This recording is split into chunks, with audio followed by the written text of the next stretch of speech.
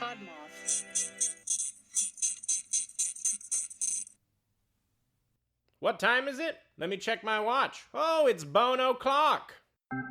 In olden days, a glimpse of femur was only for morbid dreamers, but you're not alone. Bring anything bones.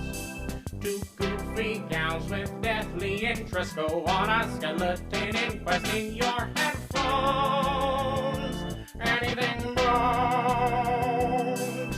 Hello, and welcome to Anything Bones. I'm Sophie Schwartz. And I'm Caitlin Hart, and you're listening to the spookiest podcast inside of your ear holes. Take a look around. Bat, bat, bat, bat. Behind you, another bat. Each one of those bats is carrying a small skull.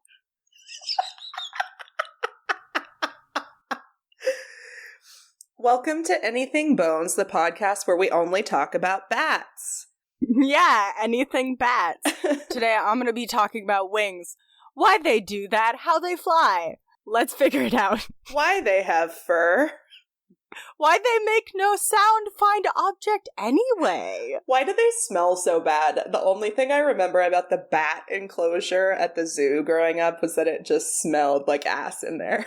Yeah, I didn't know that about bats. I knew that about weasels, another creepy animal. But my only experience with bats was when I went to sleepaway Jewish camp. There were a lot of bats, like, in the woods, and they would dive bomb you if you walked outside the cabin sometimes. Oh, did you ever get dive bombed? No, but I saw it happen to other people, and it was pretty funny. Yeah, yeah. We used to throw, like, tinfoil, like balled up tinfoil or keys in the air to, like, attract the bats. Oh! I don't know. Did anybody cool. else do that? I don't know. I think I just grew up in a normal city. It wasn't a country thing, I don't think. I grew up in a normal city where you could call bats to you wherever you were. Just throw your keys up in the air. Doesn't matter where they land. The bat will get them for you. Why are we talking about this? Because it's spooky Halloween. Okay, there we go. I knew we would get there at some point. Okay, we're gonna quit the bat talk. I don't have anything else to say about bats. Hi, how are you? How's it going?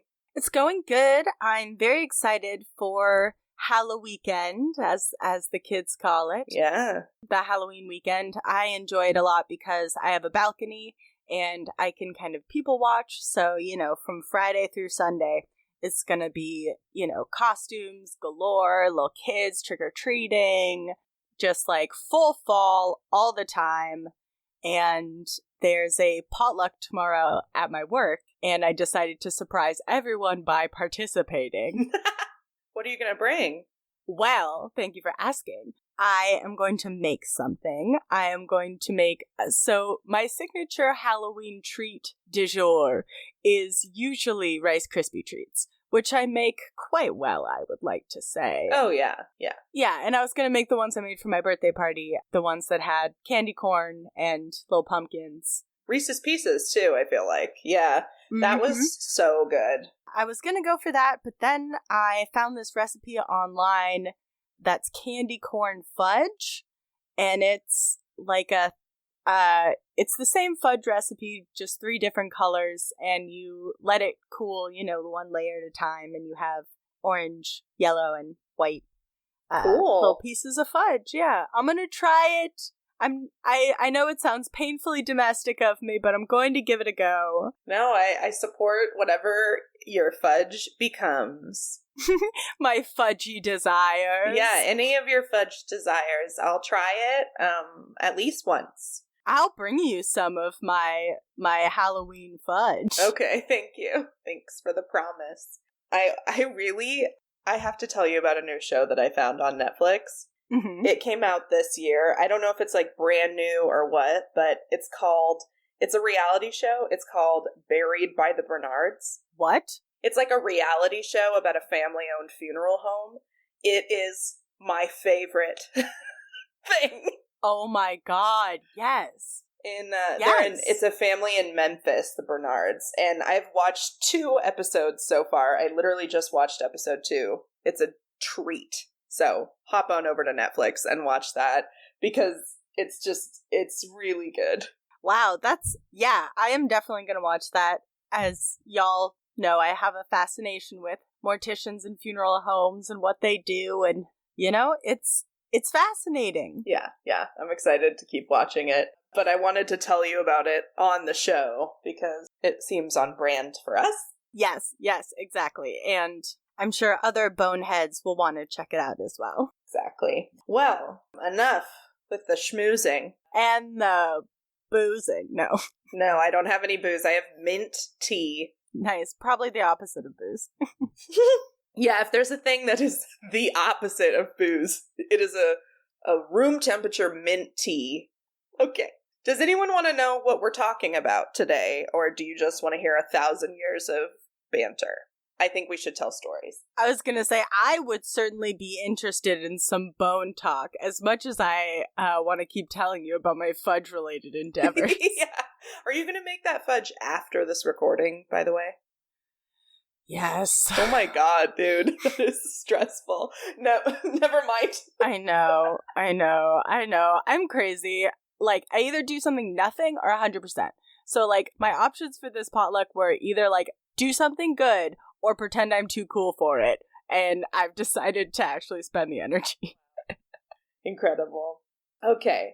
So, for this, our final episode before October 2021 is over, I wanted to do something spooky, but also, like, old.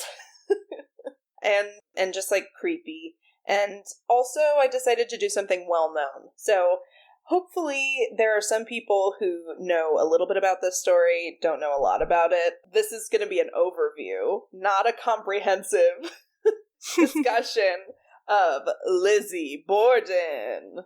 Yes. Oh my goodness. My sources for this, 2 podcasts, Crime Junkie episode about Lizzie Borden, and then 2 Morbid episodes, episodes 96 and 97. Morbid is my favorite true crime podcast right now, by the way. An article from Rolling Stone, biography.com, famoustrials.com, and allthat'sinteresting.com. I have been long fascinated with this one, but I must admit I don't know a lot about it. That's what I'm hoping some of our listeners are feeling. Like, most people know the name Lizzie Borden. There's a pretty famous nursery rhyme about her. I used to scare the shit out of me, to be honest. Yeah. I, like, wouldn't even say the nursery rhyme. I'd be like, oh, it's so horrible. Should I say it or should I not say it? Is it like saying Macbeth in a theater? I mean, we ain't in a theater, bitch. Go for it. Maybe you can put some weird childish echo on my voice. Cue the creepy background child's carnival music. Lizzie Borden took an axe, gave her mother 40 whacks. When she saw what she had done, she gave her father 41. Haunt my dreams, never sleep again. Lizzie Borden was born July 19th, 1860 in Fall River, Massachusetts. Oh, Fall River? Who, me? I'm just from Fall River. Lizzie is born July 19th, 1860 in Fall River. Her parents are Sarah and Andrew Borden, and Sarah dies when Lizzie is pretty young. Lizzie also has an older sister named Emma. Daddy Andrew was successful enough to, like, keep them in a house, but he was living below his means, actually. At this time, a lot of people were starting to have electricity in their houses and, like, running water and shit, and he was either just, like, too cheap or too stubborn or whatever. Like, he could afford it, but they lived on, like, the side of town that didn't have running water or, like, a bathroom or anything. So that ended up being kind of a little bit of a sore subject for Lizzie. Like, she wanted to live in the nice part of town, and she wanted to have, like, the amenities of the time because they could afford it. Anyway, Yeah, they have servants, and then Andrew remarries a few years later to Lizzie and her sister Emma's stepmother. Her name is Abby Borden. The girls did not like Abby. Eventually they started calling her Mrs. Borden instead of, like, mother. Ugh, woof. They were kind of greedy, and they thought that Abby's family was, like, trying to step on their toes a little bit and, like, take their dad's money. He was, like, Andrew was, like, I think he was giving property to one of Abby's family members, and the girls got upset about that. So money and religion were important to this family. Oh. They were members of the Congregationalist Church, and Lizzie, like, taught Sunday school. She was particularly involved in the church. A lot of sources I read said that she was just, like, at church or at home. Like, that was it. Well, you know, kind of like we have said, I mean, 1860s, I would say, there's not a lot for a young woman to be doing acceptable activities other than getting married. Like, go chill at church. Yeah. Going to church and getting married, and she didn't. Doing some sewing under a tree while eating an apple. Yeah, that sounds legit. That's how you get a husband, actually. I've been doing that for ages. Where is he? I'm out of apples. And I've made 6 dresses.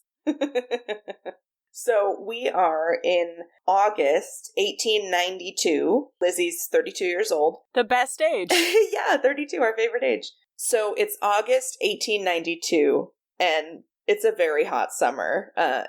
This story is, like, complicated enough, but then you add, like, it's 1,000,000 degrees outside. It just puts, like, this weird strain on everything. Yeah, I've always found heat kind of makes people go to their boiling point a little faster. Exactly, if you will. exactly. And the whole family had been, like, sick for the last couple of days. Yeah, we'll come back to that later. So it's August 4th, 1892. It starts out as a normal day. They had an uncle sleep over at their house the night before. So it was their birth mother's uncle. His name was John. He slept over the night before. And then the morning of August 4th, they have breakfast, which is served by the family maid. Her name is Bridget Sullivan. Everybody called her Maggie. What? They called her Maggie because somebody who previously worked for them was named Maggie, so they just kept calling her Maggie. Actually, I don't know if it was they or if it was just Lizzie, but isn't that rude? No. That's terrible. God. Yeah. I don't want to take the time to learn a new name. You will also be Maggie. Yeah. But my name's, what was her fucking Bridget. name?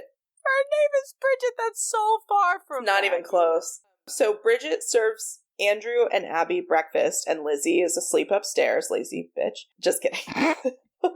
Honestly, same. Yeah.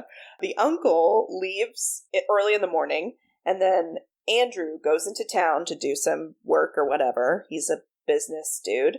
Abby is like, I'm going to go clean up the guest room where John slept the night before. Everybody's kind of feeling the effects of the sickness from before, but everybody's pretty much moved on except for the housekeeper, Bridget. She's still, like, pretty sick, but they make her do her chores anyway. Fuck you. Of course. Let's remember, they have given the woman the name of the woman who used to have her job, so this does not surprise me. Uh-huh. So they make her, like, wash the windows while she's feeling sick. Great. And awesome. By the way, Lizzie's sister Emma wasn't even in the house for this encounter. She was out of town at, like, a party or something. I don't know. She's not there. So when Abby goes up to the guest room to make the bed, it would unfortunately be the last thing she ever did. Just so you know, she gets hatcheted to death. Yeah, we all knew that. You can see crime scene photos just, like, so easily on this one, and I just cannot. I won't be posting them because they're just horrific. Yeah, I was gonna say, please don't do that to me. No. So, this is a secret, though, so don't tell anyone. she's not going to be found for a little while. So when Andrew comes back from town, he asks his daughter Lizzie where his wife is. And Lizzie's like, oh, Mrs. Borden got a note about a sick friend, and so she went out to see her sick friend. This is stepmom, right? Yeah. Who went to clear the bed, the last bed she'd ever touch. Yeah, the dead one. The dead one, yes. Mm-hmm. So Andrew's like, yeah, great. I believe you so hard.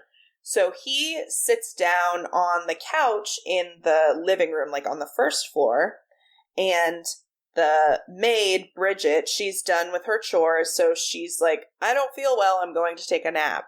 And like a few minutes later, she is awoken from her nap by a very loud, blood-curdling scream, and it's Lizzie saying, help, help.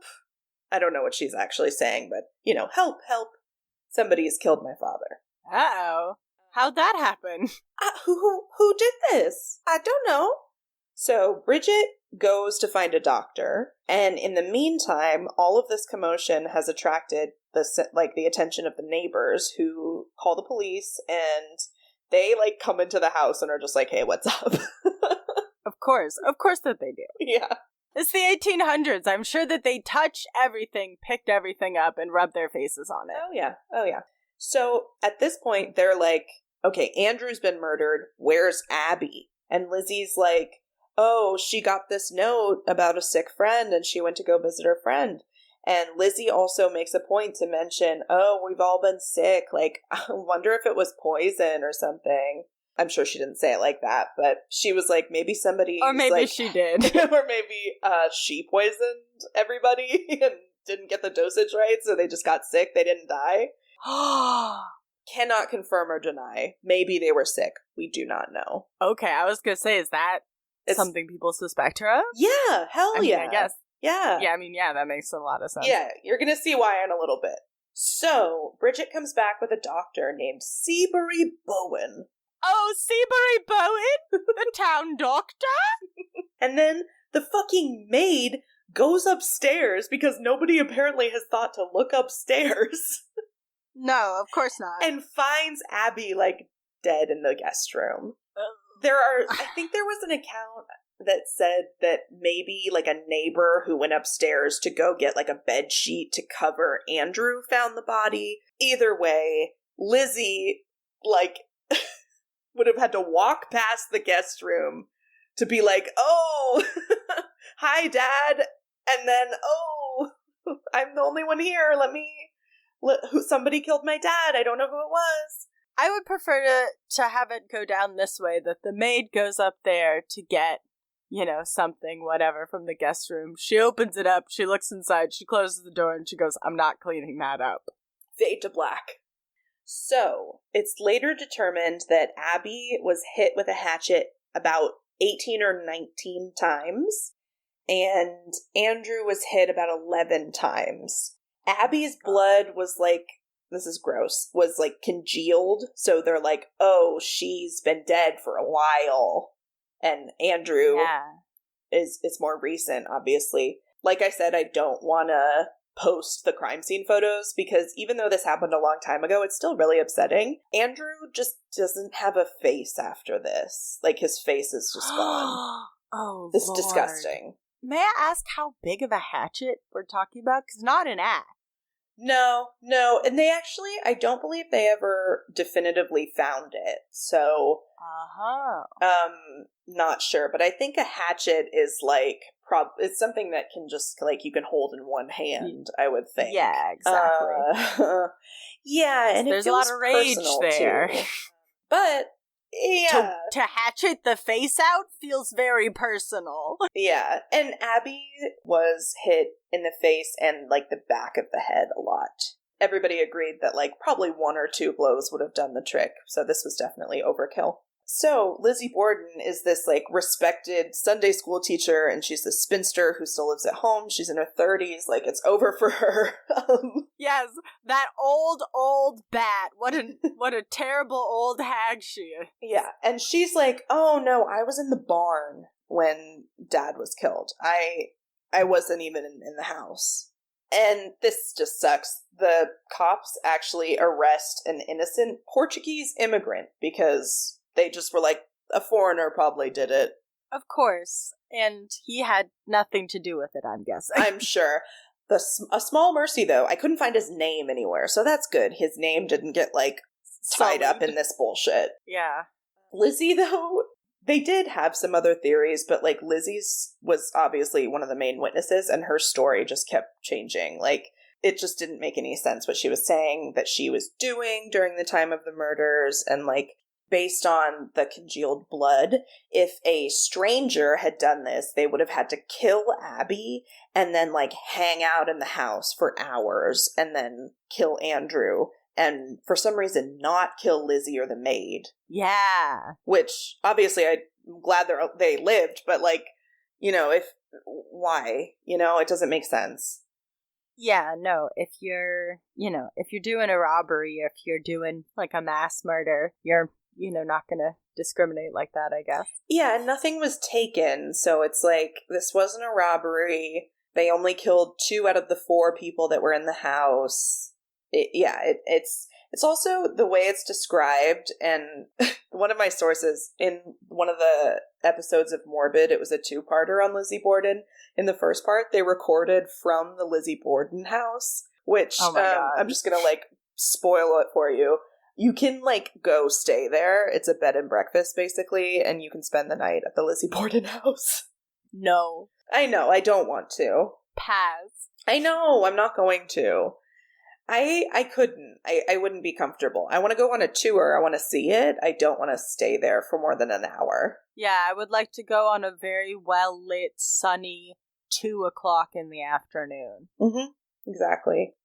So, there really isn't any evidence to speak of in this case. There's, like, no weapon, they can't find bloody clothing, but it's also, like, who else could have done this, right? And her story is that in the, like, 15 or so minutes when her dad was being murdered, she was out in the backyard looking for shit for a fishing trip that she was about to go on. And later on, they went to this, like, barn that she was supposedly in, and there were no, like, footprints in the dust, and it was also really hot in the barn, so they're like, there's no way this bitch, in all of her garments and things, in this August heat, is going to spend more than a couple of minutes in this barn. Like, it's not a place you're trying to hang out right now. Yeah, definitely. Here's the kicker, though. The day before the murders, Lizzie had tried to buy poisonous prussic acid from the drugstore. She was just like, I need it. Lizzie, you're showing your hand a little bit, Lizzie. Yeah. So that's why I think she might have had something to do with their quote-unquote sickness before the actual murders took place. Because the guy testified. That makes sense, yeah. The guy testified in court that it was her. I mean, they tried to disprove it, but it was probably her. Also, pretty suspicious, her friend, Lizzie's friend, Alice Russell, saw her burning a fucking dress in the stove that was covered in paint stains and was no longer usable. Lizzie! She's just burning one of her only dresses, because people didn't have, like, a million clothes like we do now. No. She's just like, oh, it's covered in shit, I can't use it anymore. I can't throw it out, I have to burn it. In front of my friend. Like, what? Yeah, that's where I'm like, oh, girl, that's a middle of the night task. Exactly. So, they are murdered on, what day is it? It's August 4th. And then by August 8th, there is an inquest hearing where Lizzie has to, like, provide testimony, and she keeps contradicting herself again. And so by August 11th, she is arrested and put in jail. And she stays in jail for, like, several months. Like, some sources said, like, 9 months she waits for her trial in jail. Wow. But just a little heads up about this inconsistent testimony. It might have been because she was prescribed morphine after her dad and stepmom were murdered. I mean, that could probably fuck with your head. You know what else will fuck with your head if you were the murderer? And Yeah. you're trying to hide it, but you're also very stoned. But you're so high. You're like, how do I fix this? I can't. I'm on the stand. I did not do the murder. Guys, listen to me. I was in the barn, and then I was in my room. Nope, I was in the barn. What did I say before? Just repeat it back to me. It's what I said. That's my truth. So her trial officially starts in June of 1893, and it's before a panel of some judges and a jury of all men. All white men, of course. Of course. Great. The best, everyone knows, the best and most impartial type of jury. And they are gonna kill it. She never actually testifies at this trial. We learned our lesson from the inquest hearings, I guess. But at one point, I mean, at the whole time, she was just like the star of the show. And the newspapers were going absolutely batshit at this point. Like, Of course, she's a woman on trial for double murder. one of the, like, highlights of the trial was when, for some reason, these motherfuckers were like, you know what we need? We need Andrew and Abby's skulls. We need them so bad. So they got the skulls, and they boiled the skin off, and they brought those skulls into the courtroom because they were like, this is going to do it. This is going to solve the case. One source was like, they were trying to fit, like, different weapons into the, like, wounds. And it's like, you guys, it's a gaping wound. Like, everything fits in this wound. It doesn't make sense. You're stupid. What fits in this big hole? A lot of stuff, Yeah. I guess. I think I will post a picture of the skulls because they are interesting. Yeah, that's one of the only things that I do know about it is that I've seen these skull pictures before. And I remember I saw the picture probably on one of these Instagrams that we follow. And, you know, it's this skull which is smashed to fucking hell, like, honestly. And I was like, oh God, what happened to that person? And I read the caption and it was like the skull of Lizzie Borden's father. And I was like, oh God. Yeah. So at one point, they've got the skulls on the table, and the covering for the skulls, like, slips, and Lizzie catches sight of the skulls and faints. And it's a huge, big deal. And some people think she faked it because she was trying to appear more, like, feminine. Like, oh, I couldn't have done this. I'm a lady. I can't even look at their skulls. Yes, for the big strong man jury.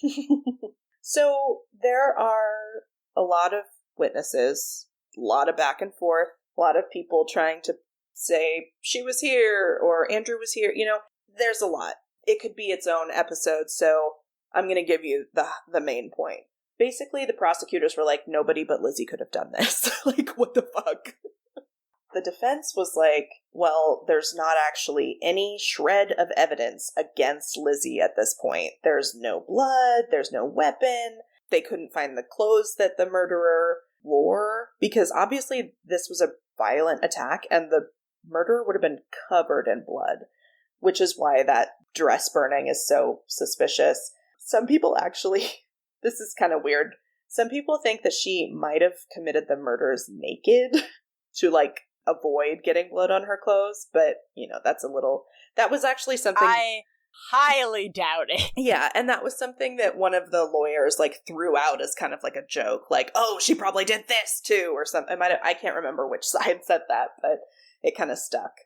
Anyway, the judge tells the jurors at the end of all the testimony and shit that, you know, you really need to take into account Lizzie's exceptional Christian character, quote, which entitles her to every inference in her favor. Okay. No, it doesn't. The jury deliberates for an hour and a half before returning the verdict. You guessed it, not guilty. Oh my God, what? You didn't know that? No! Yeah, she gets fully acquitted of this, and nobody ever gets arrested. They don't even try to solve the case. The police are like, we solved it. The jury fucked up. Yeah, it was her, yeah. Yeah, and I guess double jeopardy, they can't do it again. Yeah, exactly.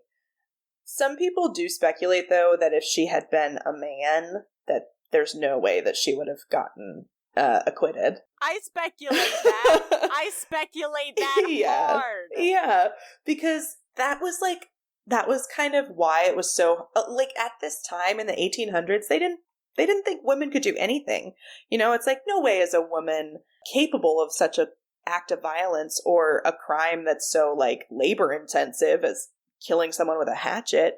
But also, she's, like, high class. She has money. So it's like, this is like an attack on, like, Victorian high society if you're saying that, like, this one girl could have killed her parents. Like, you're saying any of us could snap at any point, which is fucking true. Yeah, and, like, you know, she was not, from what your inference, it doesn't sound like she was, like, rich, but, like, she was, you know, wealthy enough. Mm-hmm. Like, you know, I was just thinking while you were saying that, like, people of color have been killed in court for so much less. Right? So much less. Like, if she had been a person of color of any gender... This wouldn't even be a story that we were talking about if she was a person of color. Awful. So, Lizzie and her sister Emma, by the way, Emma sticks by her side the whole trial. She's like, no, my sister did not do this. She testified on her behalf as well. So they inherit the house and they're like, fuck this.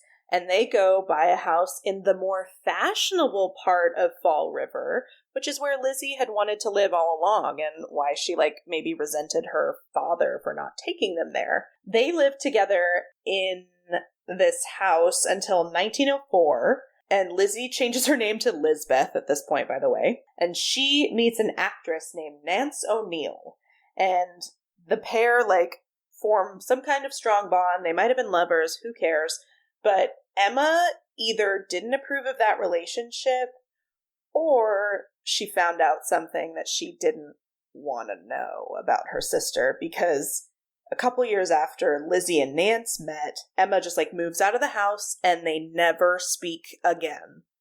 Whoa. So some people are like, well, she didn't approve of the relationship with Nance, whatever kind of relationship it was, but it's also like maybe she found out something that made her not want to live with her sister anymore. I don't know. She opens up one of Lizzie's drawers and there's the hatchet. Yeah. her bloody dress is like, and a pile of ash. Yeah, or a note that said, I love killing people in the nude. So Lizzie lives out the rest of her days in that same house, and she dies at the age of 67 in 1927.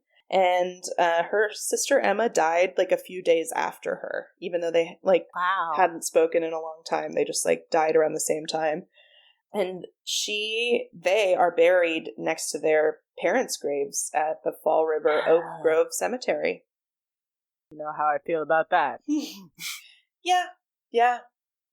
So there's a lot more that could be covered on this case, obviously. This was just a quick overview, and I still went over my time. Like, it's just such a weird, crazy case. And it's technically not solved, but I'm going to tell you right now, I'm pretty sure Lizzie Borden killed her killed her dad and her stepmom. Her mom died of natural causes. Yeah, I don't know. From what it sounds like she did it. I would feel really bad if she didn't, but the circumstances would have just had to been so crazy, so specific. Like, the thing, I know it's gross, but the thing about the congealed blood, like, I know blood spatter is kind of, like, pseudoscience-y, not something we can super rely on, but, like, congealing blood, I think we can rely on, and I think the fact, you know, that kind of clinches it for me that, like, one victim was killed, and then the murderer would have had to, like, either chill in the house, or chill in the yard, or somewhere in the hot-ass barn. Exactly. But and Lizzie and the maid, Bridget, are there, too. So yeah, it's not that big of a house. Are they gonna... So how is everybody not running into each other? Yeah. I'm imagining a Scooby-Doo type situation where there's a lot of doors. I mean... There is a dog. I just think that she did it, and she got away with it. I don't think she intended to pull off, like, the perfect crime, but I think she might have. Yeah, it seems like she had a totally different plan and was just like, fuck it, hatchets to the face, let's go. Yeah, and like the thing was, either the jury or the police, I can't remember which, they were like, oh, women don't kill people violently, they use poison. So she tried to poison her family, but it didn't work. So that's how far she took it, because that's all she's capable of. So she was just like hiding in plain sight is what I get from it. Like, she didn't get away with it. Like, she got away with it in a court of law, but the town of Fall River never forgot. And that nursery rhyme, like, people would sing it at her, like, which is so fucked up. It's fucked up if she didn't do it. Yeah. But it's kind of fucked up because if she did do it, why are you singing that at her and then making her mad? Like, you're stupid. That woman could kill you with anything. Like, she had to also, like, secretly strong. Yeah. That's the thing. Strong like ox. Strong like ox. Crush a face. Oh, God. See, here's the thing. The pendulum of women can do everything. Swings both ways. Yeah, that's right. You can be the president, and you can be a murderer. Yeah. You can do anything. Boneheads, if you have another theory about who killed Andrew and Abby Borden, I am all ears. Prove me wrong, please. Okay, we're just gonna chop in right here with an ad break. Okay? Let's go.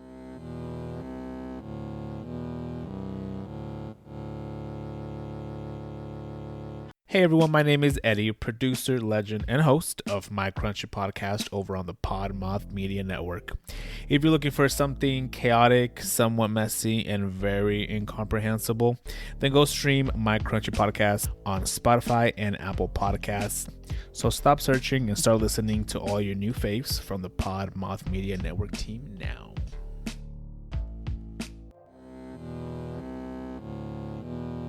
And we're back. So, Caitlin, as I was thinking about my final spooky topic for the month, our special month, I was looking around for a topic online. It was late at night. I was researching, once upon a midnight dreary while I pondered, weak and weary, over many a quaint and curious volume of forgotten lore. While I nodded, nearly napping, suddenly there came a tapping of someone gently rapping at my chamber door. "'Tis my roommate," I muttered, tapping at my chamber door. Only this and nothing more. I distinctly remember it was bleak October, and each separate dying ember wrought its ghost upon the floor. Eerily I wished the morrow, vainly I sought to borrow from my sources a surcease of sorrow for a topic. The perfect topic for Halloween. Caitlin, will you talk Poe with me? Yes, Poe. Poe? No, cut that out. Don't call me a hoe. My dad listens to You're this. right. I'm sorry. All right.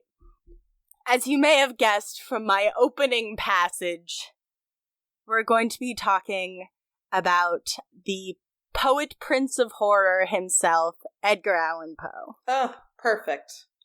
Now, of course, with Edgar Allan Poe, there's a lot of things we could talk about. We could talk about his amazing dark poetry, his terrifying short stories, or his, cutting literary criticism.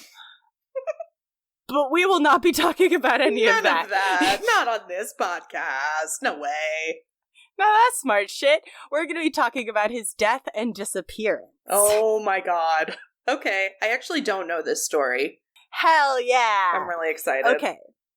Sources first, like vegetables. Here we go. We have Smithsonian Magazine. We have eapoe.org. We have 2 different articles from the Poetry Foundation. We have the Poe Museum, 2 Wikipedia articles, and an article from pbs.org. For viewers like you. for viewers like you, for your wonderful contributions. So, it's Baltimore.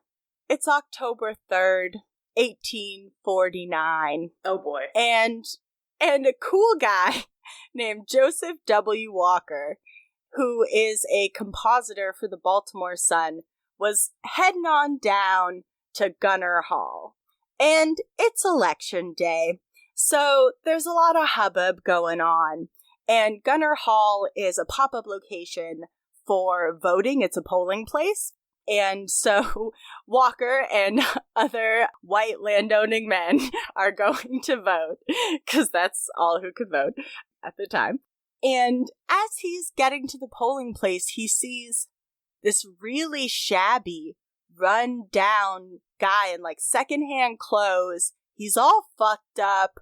He's, like, sitting in the gutter, like, just kind of, like, rambling to himself, like, looking off into nowhere, looking really upset and, like, kind of comatose at the same time.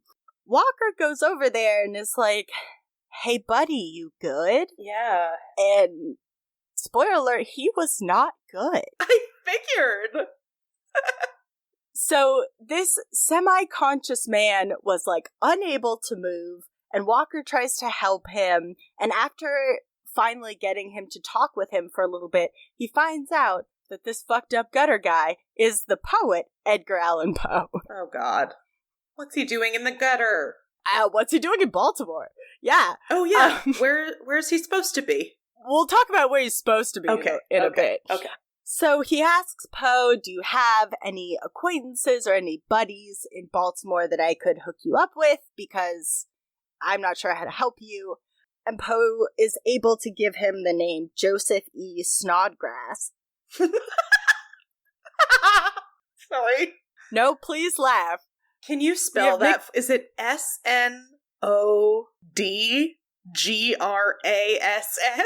Yeah. Oh no. Oh, yes. I'm so sorry to his descendants. So Walker writes to Snodgrass. Snodgrass is a magazine editor that works with Poe. And so Walker writes to Snodgrass asking for his help, and the letter says, quote, "Dear Sir, there is a gentleman rather worse the wear at Ryan's 4th Ward polls who goes under the cognomen of Edgar A. Poe, and who appears in great distress, and he says he is acquainted with you.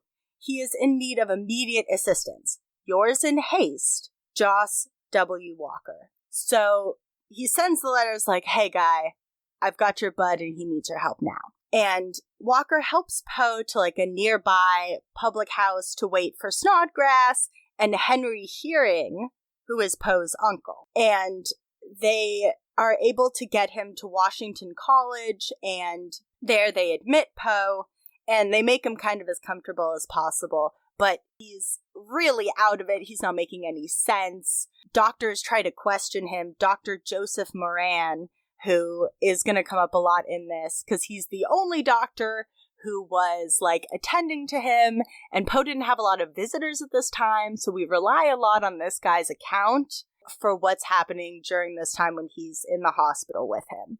And Moran tries to question him, being like, "Hey, what happened to you? How did you get like this so we can help you?" And he's like,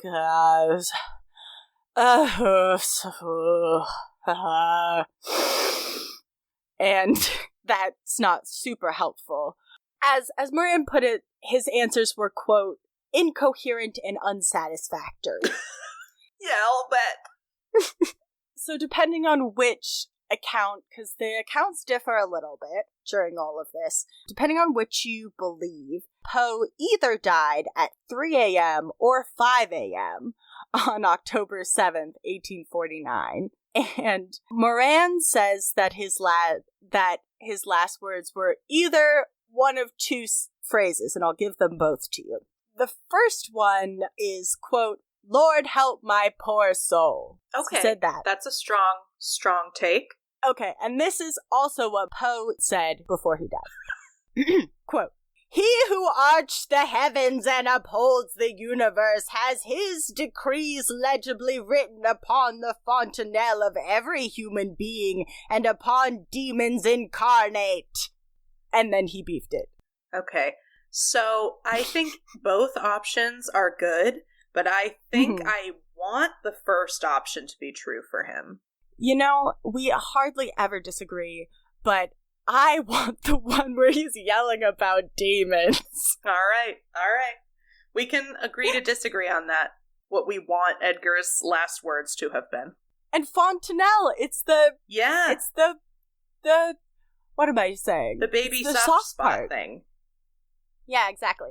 Also, even more perplexing than all of this, the doctor claims that prior to his death, like the night before he died, he kept saying, like, Reynolds. Who's that?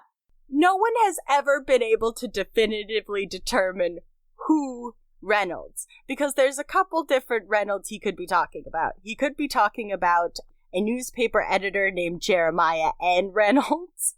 He could also be talking about H.R. Reynolds, which is one of the judges that was overseeing the polling place where he was found, and he could have met him on the day. He also, this is the most wild one, he also could have been saying hearing, Herring, who is his, like, uncle. But how do you get Reynolds from hearing? I don't get that. I don't know. That's weird. So did his uncle or his editor ever come for him, or did they just not get the letter? They came for him, they picked him up, they took him to the hospital. So the only, like, contemporary public, like, references to his death that we have, references at the time, are from the Baltimore Clipper that says he died of, quote, congestion of the brain, quote. So, not super specific. Also, death certificates were not required at the time, so we don't even know if one was filed for Edgar Allan Poe. Wow. Huh. Yeah. But Sophie, how did he die? Yeah. Well, before we get to that, let's learn a little bit about Poe. Okay. Because I didn't know a lot. I just knew that he was a poet. I didn't know a lot about him as a person. No, I've just read I remember reading a couple of his short stories in school. The one where there's an axe, like, coming across the room, slowly coming towards you. That's so scary. That, like, I think I heard that offhand in middle school and it stuck with me. Like, it's haunting. Future Sophie here. The story that Katelyn is talking about is The Pit and the Pendulum. It is very, very scary. We give it 5 out of 5 bats. Boo-hoo! Poe was born in Boston in 1809. He was the second child of David and Elizabeth Poe. His father abandoned his family in 1810, and then his mother died the next year. Oh, God. And he was taken in by John and Frances Allen, who lived in Richmond, Virginia. So after dropping out of both the University of Virginia and the United States Army, he decides he's going to be a poet and a writer. And he switches his focus from prose to, like, literary journals, and that's where he's able to make the most of his money, kind of moving from city to city, Baltimore, Philadelphia, New York. And during this time, his brother Henry had been ill, and partly due to alcohol, his struggles with alcoholism, and he ended up dying on August 1st, 1831. 1836, Edgar Allan Poe married his 13-year-old cousin. Oh my God, no. No! I know. Just when you were feeling bad for him. Oh my God. 13? I know. And cousin? Yeah. That is a double whammy, my dude. Yeah, and he would have been in at least his late 20s at the time. Ew! I know, it's not good.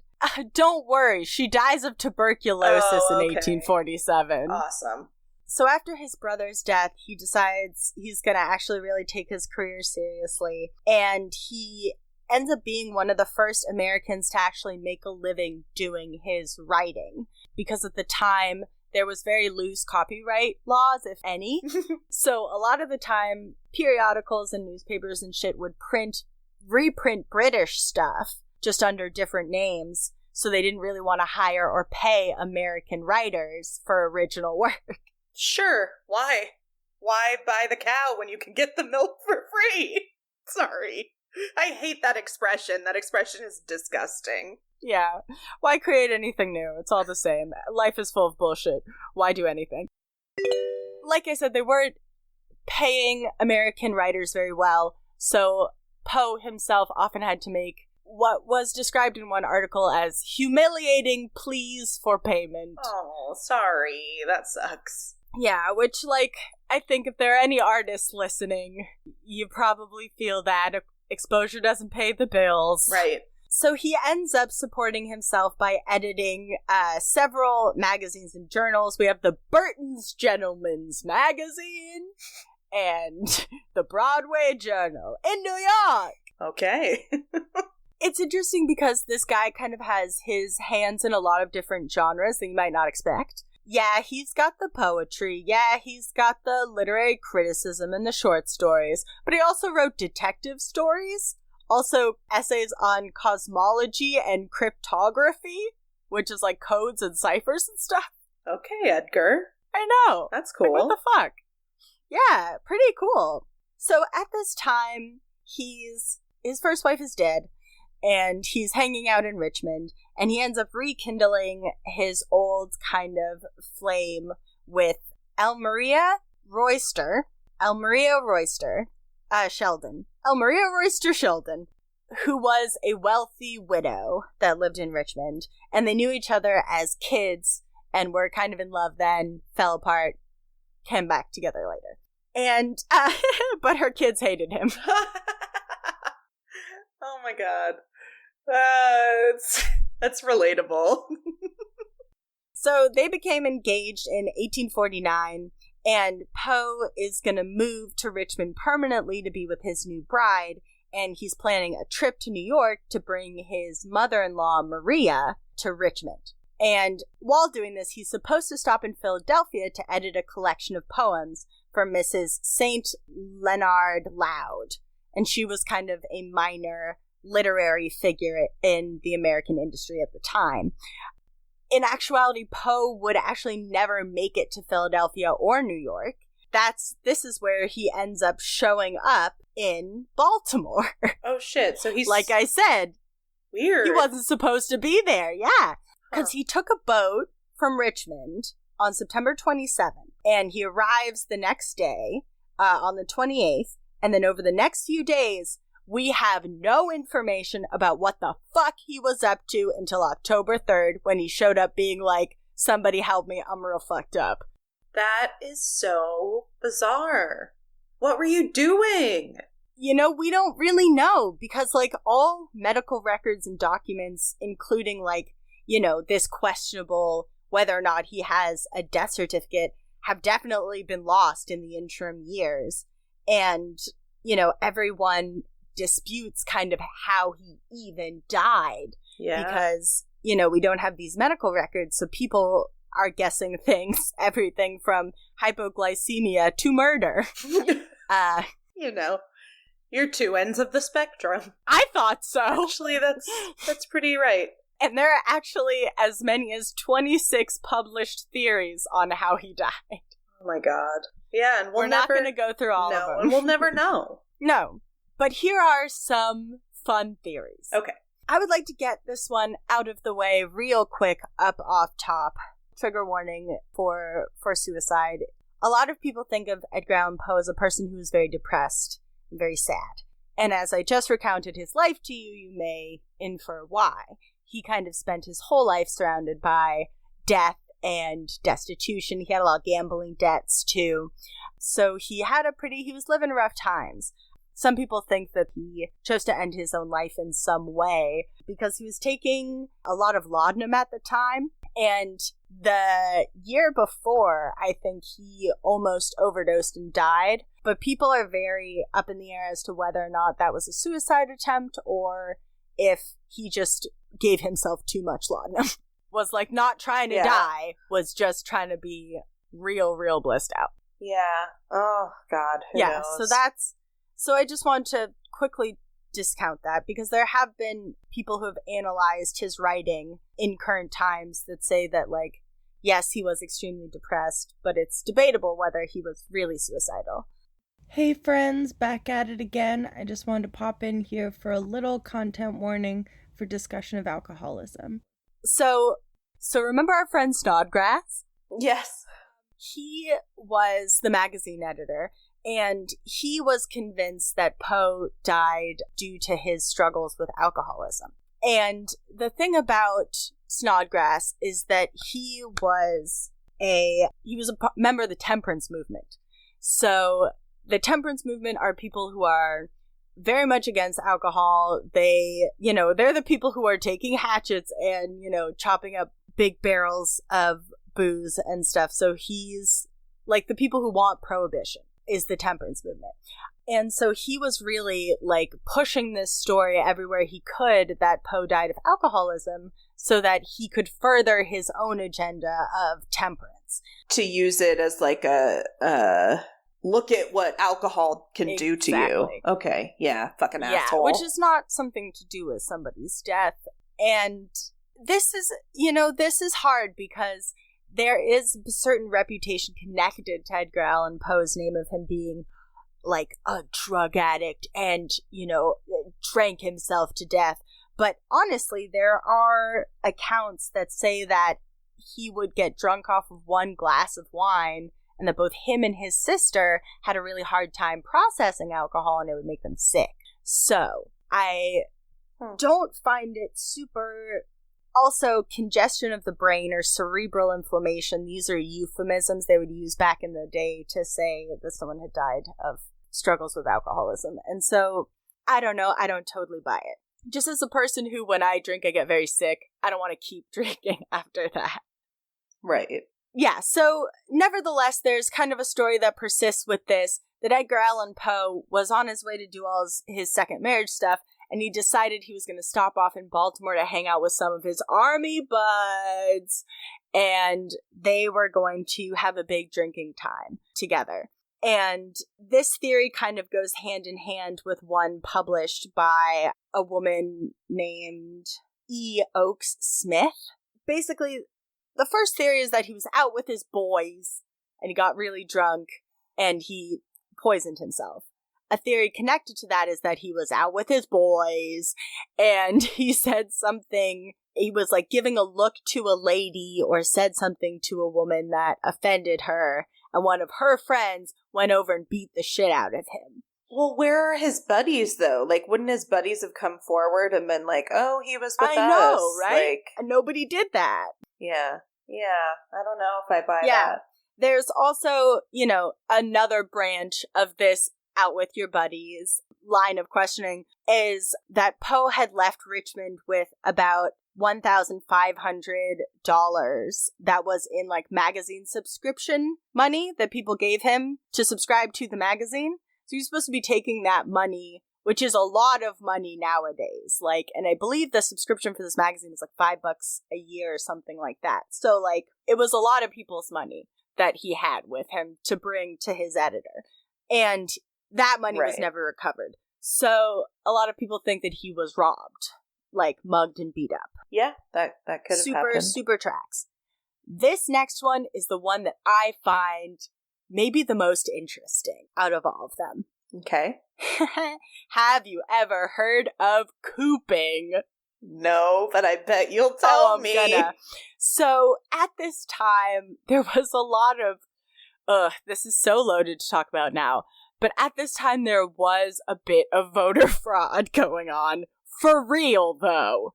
Not fake Republican bullshit voter fraud. Like actual, this is an actual thing. Yes. Legit. What would happen is gangs of guys would go and grab a person. They would kidnap them, disguise them, force them to vote for a specific person, and then disguise them again multiple times, beating the shit out of them and making them continue to go vote for the same person multiple times. Yeah, okay, that's really bad, guys. Come on. It's not good. And the things that, and this was kind of common back in the day, in Baltimore specifically. And so they think that because he was found on election day, because he was found at a polling place, there's also a thing where at the time restrictions on alcohol were tightening, but you could get a drink as a reward after voting.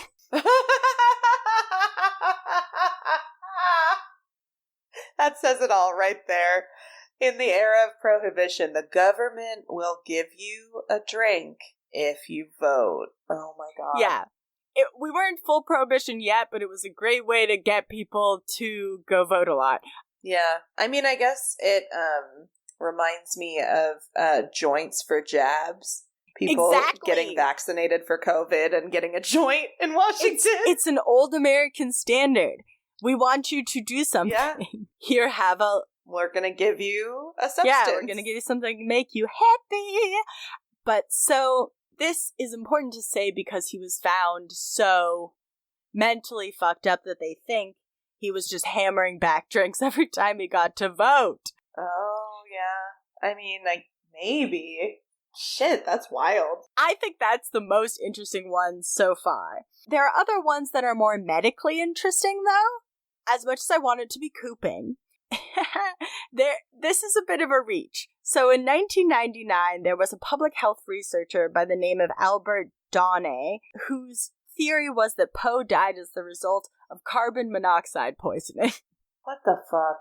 He thinks that this is because there was coal gas was coming off of indoor lighting during lighting implements of the time. And this researcher actually took clippings of Poe's hair and tested them for heavy metals, which would reveal the presence of coal gas. But, of course, the test is inconclusive.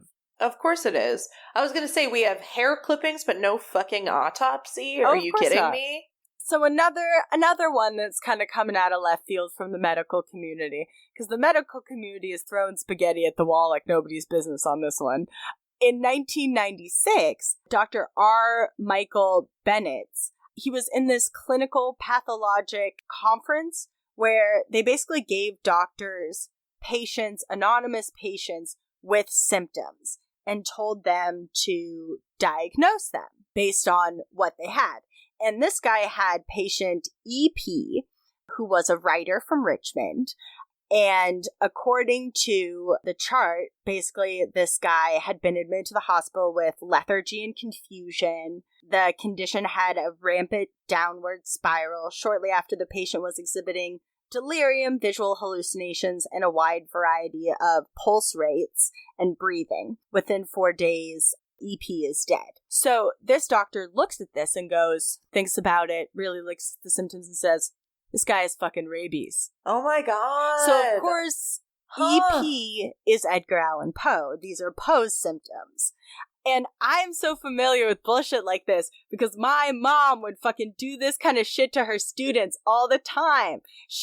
Not, famous people. Well, I think she would sometimes use funny names as the names of the patients. But she would have to, when she was a professor, she would have to write exams like this where she was, kind of giving symptoms to a specific end versus just trying to diagnose someone out of the blue. But what's very interesting about this, there's a lot of things that don't fit. Right? Like, he would have had to be bit by an animal. Someone probably would have noted that. One of, the doctor that was treating him probably would have been like, he's got a big-ass animal bite on him. Yeah, that would get infected if he's delirious and not taking care of himself. It would be gushy and noticeable. Especially to a doctor, I would hope. Also, he didn't have the whole, hydrophobia thing, which is, he was drinking plenty of water while he was in the hospital. So it doesn't quite fit. But it is interesting because this is the first time that a doctor, a medical professional, has looked at Edgar Allan Poe's symptoms without knowing that it's him and having the connotation of him being, a drug addict or an alcoholic or, without any of these public perceptions that were ever put on him, diagnosed him just straight up on symptoms. So I think that's interesting and worth noting. Plus, it was a super common disease at the time. Yeah. It still doesn't answer, what is he doing there? And where's his money? What's going on? But yeah, that's interesting. I like that one better than carbon monoxide, because he was outside when they found him, right? He would have had to, I mean, just I'm not saying, stumbled out of a building, Yeah, I'm not saying carbon monoxide isn't, serious, but doesn't it being outside help with that? I don't know. Wouldn't you just... I don't know. It doesn't seem like you would... I don't know. I don't know what happens when you have carbon monoxide poisoning. It still took him a couple days to die. There's also another medical theory is that he had a brain tumor.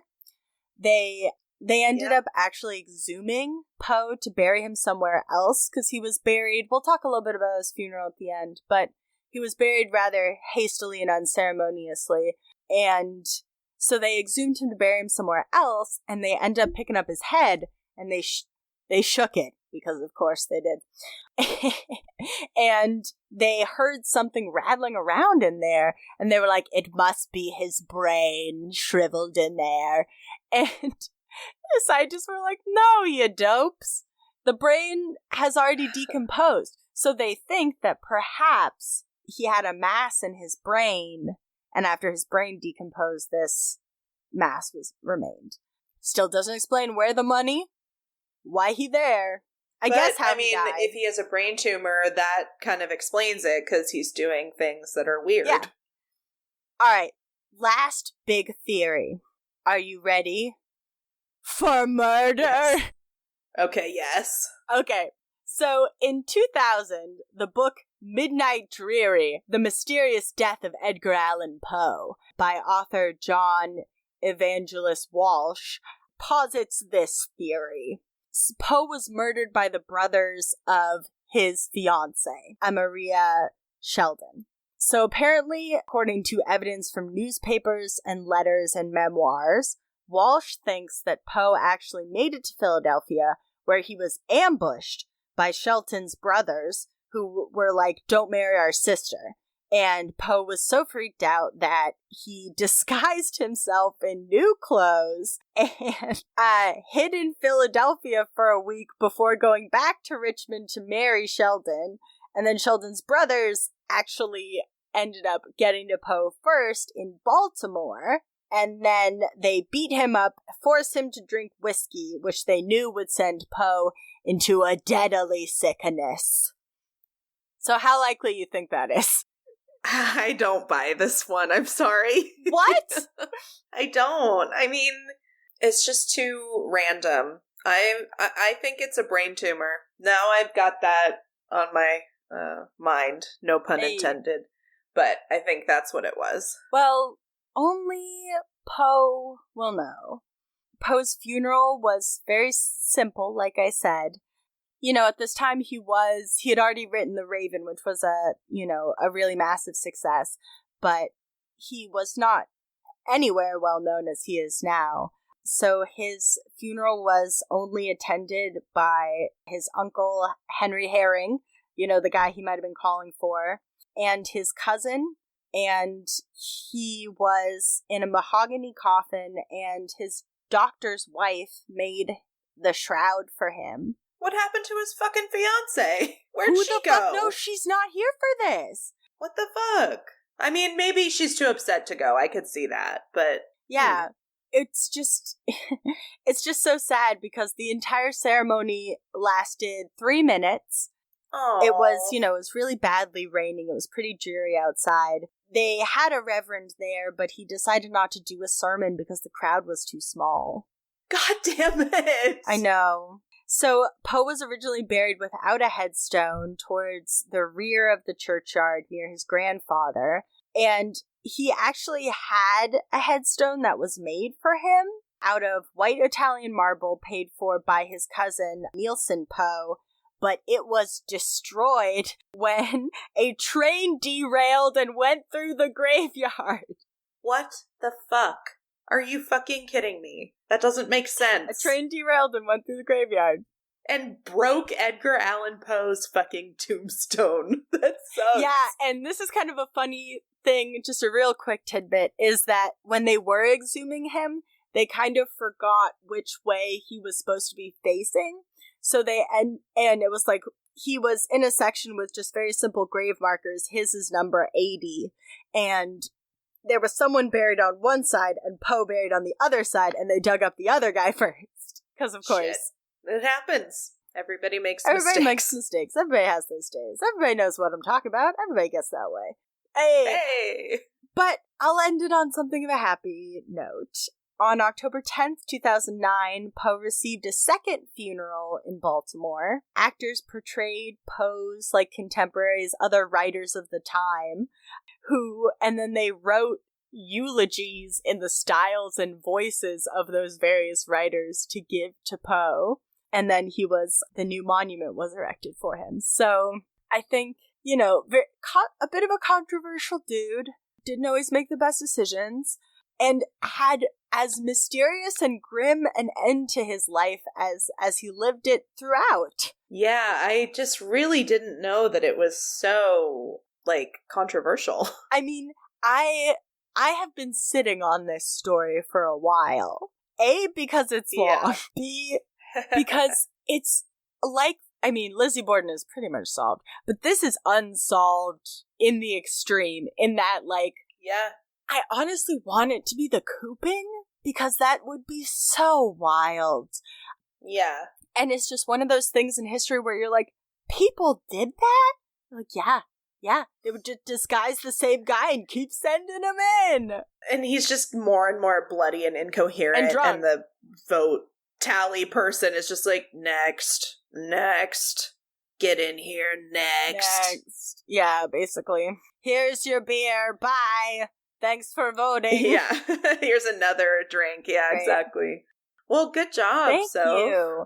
Well, that is the conclusion of our spooky dooky episode. Spooky dooky. Keep it in.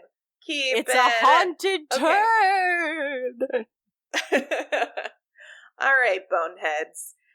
So have a safe and spooky Halloween. Eat as much candy as your heart desires. And tag us if you see any cool, skeletons walking around, or if you are a skeleton for Halloween. I definitely want to see that. If you're feeling like buying yourself a spooky piece of clothing, there are still t-shirts on offer. Check out the Instagram for some pics from this episode. Watch out for ghosts. And there's only one thing left to say other than we love you.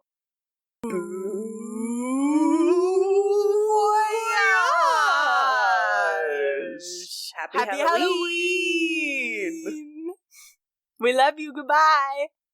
Thanks for listening to Anything Bones. Follow us on Instagram or Facebook at Anything Bones Podcast, or email us at anythingbonespodcast@gmail.com. Thank you to Nick Kruger for our spooky music and Stephen Vetteroff at Chubby Scrubby on Twitter for our jazzy vocals, and thank you to Camilla Franklin at Camilla Strader on Instagram for our beautiful bony artwork. Please rate, review, and subscribe.